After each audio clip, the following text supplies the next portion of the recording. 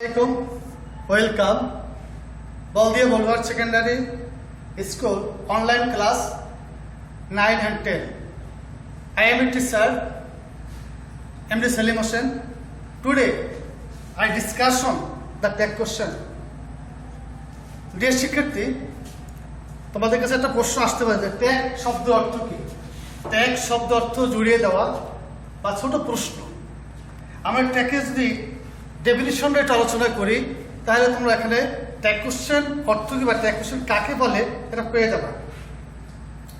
Dear student, be carefully. A tag question is a question.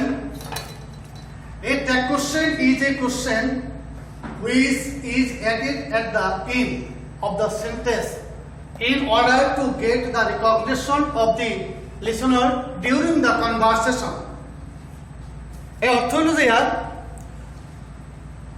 যখন কোনো সেন্টেন্সের শেষে শ্রোতা সমর্থন এবং স্বীকৃতি চেয়ে একটি ছোট প্রশ্ন সংযুক্ত করা হয় তাকে ট্যাগ কোশ্চেন বলা হয়।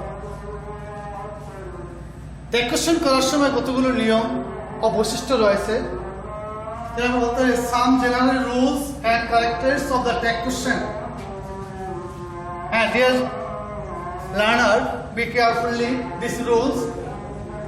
যখন আমরা ট্যাগ কোশ্চেন করব তখন সেন্টেন্সের মূল সেন্টেন্সে কোনো পরিবর্তন হবে না। মানে যখন আমরা ট্যাগ কোশ্চেন করবো, আমি আবার রিপিট করছি, যখন ট্যাগ কোশ্চেন আমরা করব তখন মূল স্টেটমেন্টে কোনো পরিবর্তন হবে না। আর মূল স্টেটমেন্টের শেষে আমার একটা কমা বসবে। আর ট্যাগ কোশ্চেন এর সাবজেক্ট অলওয়েজ রুট স্টেটমেন্টের সাবজেক্ট প্রোনাউন হিসাবে ইউজ হবে। আর ট্যাগ কোশ্চেন গঠনের জন্য আমার অক্সিলারি ভার্ব ব্যবহার হবে। আর অক্সিলারি ভার্বটা কিন্তু আমার কন্ট্রাক্টের রূপে বসবে। আর ট্যাগ কোশ্চেন যদি আমার সেন্টেন্সটা অ্যাফার্মেটিভ থাকে তাহলে আমার ট্যাগ কোশ্চেন আমার নেগেটিভ হবে। আর ট্যাগ কোশ্চেন যদি আমার সেন্টেন্স যদি আমার নেগেটিভ থাকে তার ট্যাগ কোশ্চেন আমার অ্যাফার্মেটিভ হবে। আর এটা এখানে উল্লেখ করতে চাই, যদি কোনো সেন্টেন্সের মধ্যে আমার অক্সিলারি ভার্ব না থাকে সেক্ষেত্রে আমার ডু বা ডাজ অথবা ডিড ব্যবহার হবে। এটা তোমরা সবসময় মনে রাখবা। আচ্ছা, contracted form of the auxiliary verb, যে অক্সিলারি ভার্ব আসার সংক্ষিপ্ত রূপগুলো কি এবং কিভাবে লিখতে হয়। Dear student, be carefully my lecture. Am, যদি এখানে এম নট থাকে তা তোমরা লিখতে পারো আর এম অথবা এইম। যদি আমার ইজ থাকে, ইজ নট, তাহলে লিখতে পারো ইজ এন্ড। যদি এখানে আর থাকে, আর নট, তাহলে লিখতে পারো আর এন্ড।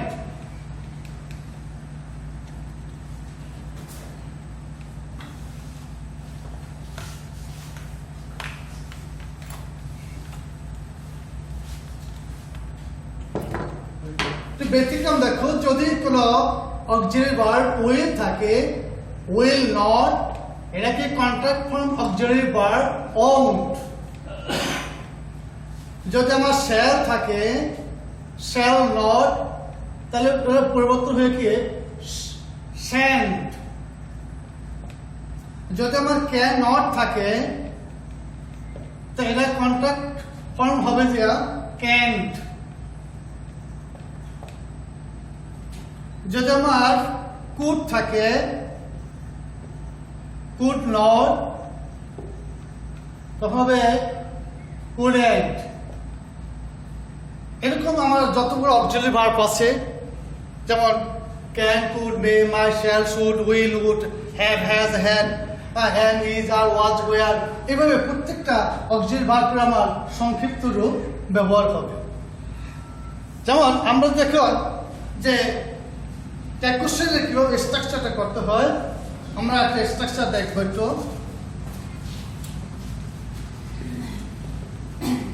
স্ট্রাকচার বলো statement.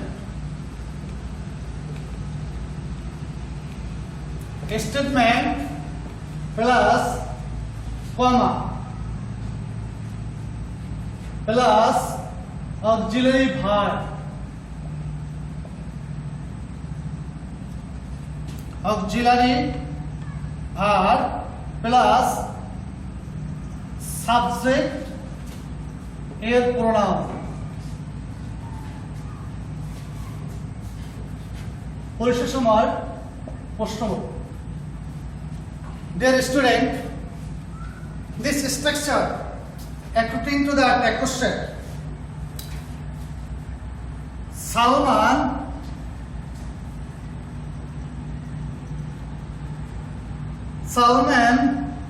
is a good boy. আমরা টেস্টমেন্ট লিখলাম, একটু খেয়াল করতে, Salman is a good boy, এটাকে আমাকে করতে হবে, ট্যাগ কোশ্চেন করতে হবে। তবে তোমাদের কিন্তু আমি আগেই বলছিলাম যে সাম রুলস অ্যান্ড ক্যারেক্টার্স, এখান থেকে এর মধ্যে আসলে Salman is a good boy, এই সেন্টেন্সটি কিন্তু আমার অ্যাফার্মেটিভ। যখন আমরা নেগেটিভ, যখন আমরা ট্যাগ কোশ্চেন করবো হবে কি আমার নেগেটিভ, আর সেন্টেন্সের শেষে কোনো আমার একটা কমা আসবে, আর কমার শেষে কিন্তু আমার অক্সিলারি ভার্ব, এটাকে সংক্ষিপ্ত রূপে বলবে ইজেন। আর কি বলছিলাম যে ট্যাগ কোশ্চেনের সাবজেক্ট সর্বদা মূল সেন্টেন্সের সাবজেক্ট প্রোনাউন হিসাবে ব্যবহার হবে। তাহলে সালমান যেহেতু একটা ছেলে, সেখানে আমার হি, এবং সর্বশেষ কিন্তু আমার প্রশ্নবোধক। তা আমি যে স্ট্রাকচার লিখলাম, স্ট্রাকচার সাথে তুমি মিল করো যে প্রথম স্টেটমেন্ট আমি লিখলাম স্টেটমেন্ট, তারপর কমা, কমা বসাইলাম, তারপর অক্সিলারি ভার্ব এর কন্ট্রাক্ট রূপ ইজেন্ট, তারপর সাবজেক্টের প্রোনাউন, শেষ প্রশ্নবোধক। আমি আরেকটা উদাহরণ তোমাদের সামনে উপস্থাপন করি। হি goes to school.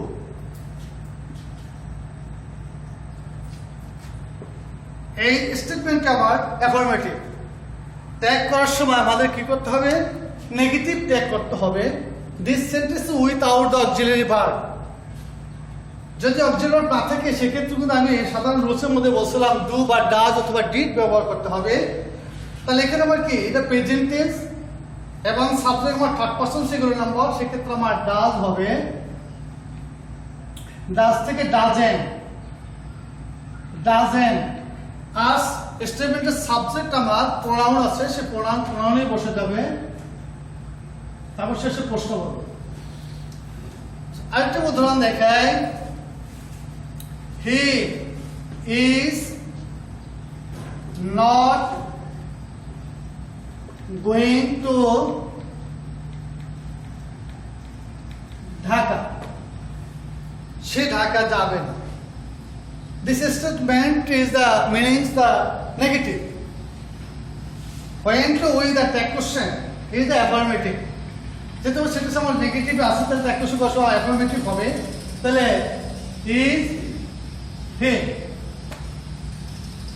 Dear student, আবার 3 সেট আলোচনা করলাম, অবশ্যই আশা করি বুঝতে পারছো, এবং তোমাদের কিন্তু বাসায় বারবার প্র্যাকটিস করতে হবে।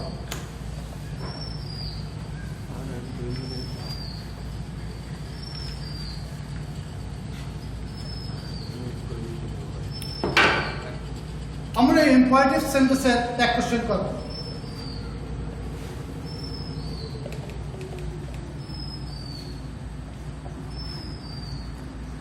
ইম্পারেটিভ সেন্টেন্স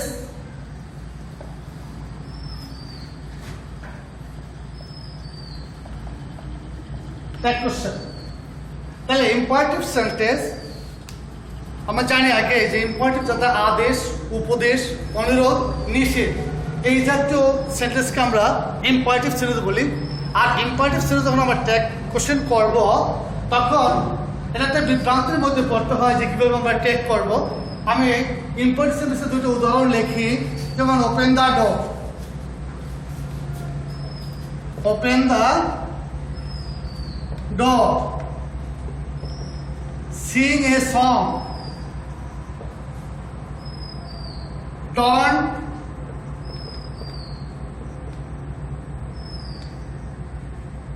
touch me,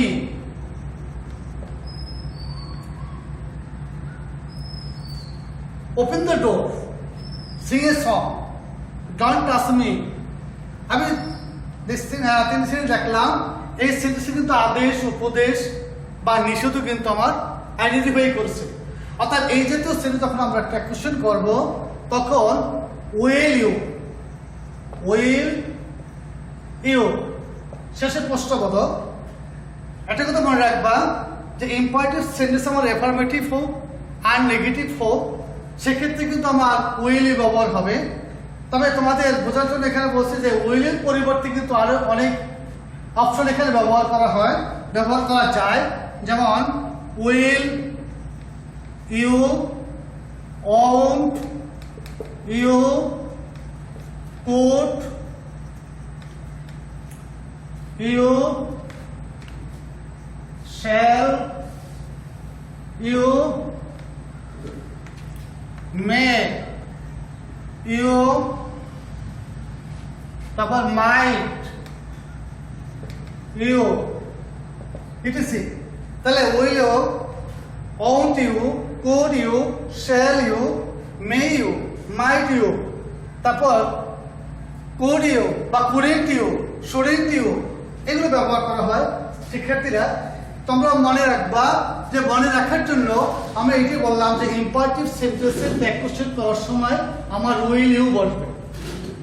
এই যতগুলো আমি অপশন এখানে উপস্থাপন করলাম এর মধ্যে যে কোনো একটা বসালেই কিন্তু হবে। তাহলে তোমাদেরকে মনে রাখার জন্য মনে রাখবা যে আদেশ, উপদেশ, অনুরোধ যদি বোঝায় সেখানে উইল ইউ বসাইলেই কিন্তু ট্যাগ কোশ্চেনটা কারেক্ট হবে। আর যদি ইম্পারেটিভ সেন্টেন্স আমার অনুমতি বা প্রস্তাব বোঝায়, অথবা কোনো সেন্টেন্সে আমার যদি লেট দিয়ে থাকে, লেট যুক্ত কোনো সেন্টেন্সকে যখন আমরা ট্যাগ কোশ্চেন করবো এই ইম্পারেটিভ সেন্টেন্সের সেক্ষেত্রে আমার শ্যাল ব্যবহার হবে, শ্যাল। আর সেন্টেন্স অনুসারে অ্যাকর্ডিং টু দ্য সেন্টেন্স ওই use of the subject, let us go home, অথবা লেট আস গো আউট, এটা একটা প্রস্তাব বুঝাইছে, চলো আমরা বাড়ি যাই। অথবা লেট আস গো আউট, চলো আমরা বাইরে যাই। Let us discussion this matter, চলো আমরা বিষয়টা আলোচনা করি। এটা কিন্তু আসলে অনুমতি বা প্রস্তাব বোঝায়। সেক্ষেত্রে কি বলছে আমি লেটের পরিবর্তে শ্যাল বলবে। আর সাবজেক্টে আস, সেখানে আমার উইল বলবে প্রশ্নবোধক। আর যদি এখানে লেট মি থাকে তাহলে শ্যাল আই বলবে। লেট হিম থাকে তাহলে শ্যাল হি বলবে। যদি লেট হার থাকে তাহলে শ্যাল সি বলবে। আর লেট দেম থাকলে শ্যাল দে বলবে। Dear student, no more today. এতক্ষণ আমি যে অনলাইনে ক্লাসটা করলাম তোমরা অবশ্যই দেখবে এবং শুনবে এবং বুঝতে চেষ্টা করবে। বিশ্বব্যাপী, জাতীয়ভাবে নয়, বিশ্বব্যাপী যে করোনা ভাইরাস এক মহামারী বিপর্যয়ের মধ্যে আছে। আমরা সবাই ঘরে অবস্থান করব, বাইরে বের হলে মাস্ক ব্যবহার করব, সামাজিক দূরত্ব বজায় রাখবো। আর আমরা বাসায় বসে বেশি বেশি অধ্যয়ন করতে চেষ্টা করবো। ইংলিশে কথা আছে, practice is making man perfect. So thank you very much. See you again in the next class. May Allah bless you. Allah bless.